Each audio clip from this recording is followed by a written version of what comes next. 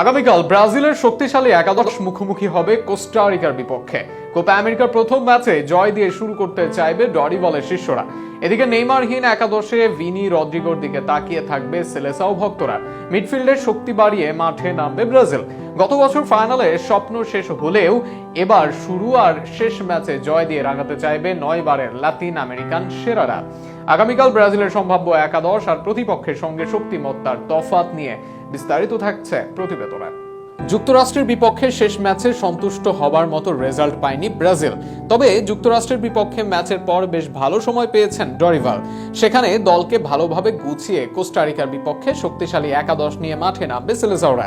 গোলরক্ষক হিসেবে শেষ ম্যাচে দারুণ খেলেছেন অ্যালিসন। দুটি প্রীতি ম্যাচে গোলবার সামলানো অ্যালিসনই থাকবেন মূল একাদশে। তার সাথে সেন্টার ব্যাকের পজিশন নিয়ে আছে নানা আলোচনা। কোপার আগে দুটি প্রীতি ম্যাচে এই পজিশনে খেলেছেন মিলিতাও। কোস্টারিকার বিপক্ষে মূল একাদশে দেখা যেতে পারে তাকে। তার সঙ্গে এই পজিশনে খেলতে পারেন মার্কুইনহোস। সেক্ষেত্রে মেভালাস বা ব্রেমার শুরুর একাদশে এই দুজনের থাকার সম্ভাবনা বেশ কম। ফুলব্যাক পজিশনে দানিলো ও ওয়েন্ডেলের খেলা নিশ্চিত। এই মুহূর্তে এদের যোগ্য বিকল্পও নেই ব্রাজিল দলে। মিডফিল্ড পজিশনে ব্রুনো গুইমারেজ ও লুকাস পাকুয়েতা থাকছেন তা এক প্রকার নিশ্চিত। গত সিজনে দুর্দান্ত পারফরমেন্স করা এই দুই মিডফিল্ডার ব্রাজিল দলে করবেন খেলার নিয়ন্ত্রণ। তবে এদের সঙ্গে ডিফেন্সিভ মিডফিল্ডার হিসেবে কে খেলবেন তা নিয়ে আছে প্রশ্ন। এডারসন সুযোগ পাওয়ার দৌড়ে পিছিয়ে আছেন। জোয়াও গোমেজ অথবা ডগলাস লুইজ একাদশে সুযোগ পাবেন এদের কেউই। সেক্ষেত্রে লুইজই হতে পারেন একাদশে ডরিভালের পছন্দ। এভানেলসন ইনজুরির কারণে ছিটকে গেছেন। তরুণ অ্যান্ড্রিককে দিয়ে এখনই শুরু করবেন না কোচ।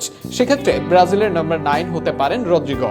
আর রদ্রিগো নাম্বার 9 পজিশনে খেললে দুই উইংয়ের খেলোয়াড় এক কথায় অনুমেয়। বাম দিকে খেলবেন ভিনিসিয়াস জুনিয়র আর ডান দিকে রাফিনহা। বার্সা ও রিয়াল মাদ্রিদের দুই ব্রাজিলিয়ান তারকাকে দিয়ে উইং সাজাবেন কোচ ডরিভাল। কোস্টারিকার বিপক্ষে ব্রাজিলের শক্তির জায়গা হবে তাদের খেলোয়াড়দের ফর্ম ও সামর্থ্য।